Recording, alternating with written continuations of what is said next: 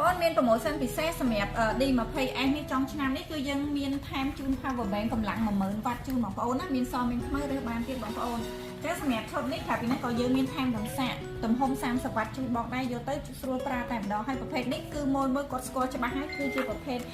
W King D20S នេះគឺស្រួលជ្រាបមែនទែនធានាបងប្អូនណា microphone 30-40 ម៉ែត្រអីក៏នៅតែច្បាស់ល្អហើយសំខាន់មានអេកូលើហ្នឹងបងប្អូនជ្រៀងទៅគឺសេរីនៅលើហ្នឹងតែម្ដង ចាបងប្អូនឥឡូវយើងមកមើលលក្ខណៈពិសេសសម្រាប់ D20S នេះតែម្ដងបងប្អូនមេក្រូខ្ញុំកំពុងតែនិយាយនេះគឺស្រូបល្អមែនទែនតែម្ដងអាចតម្លើងអេកូចុះអេកូបានបងប្អូនណា D20S នេះគឺកម្លាំងគេ140វ៉ាត់បងប្អូនអញ្ចឹងប្រភេទនេះគឺសលេងបុកបានហាត់ណែនល្អមែនទែនមានកន្លែងដូរសលេងបាន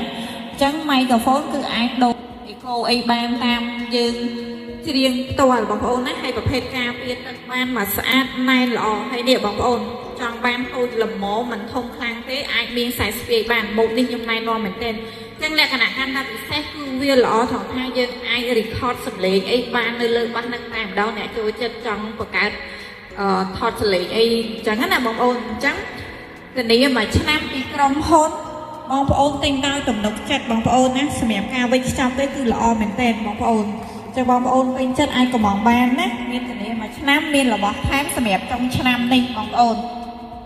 W King D20S បងប្អូនណាសម្រាប់តម្លៃវិញគឺបងប្អូនអត់ថ្លៃទេត្រឹមតែ190ជាងឯងបងប្អូនហើយ promotion ចុងឆ្នាំមានដំសាកមាន power bank គឺបងធានាមួយឆ្នាំពីក្រុមហ៊ុនបងប្អូនណា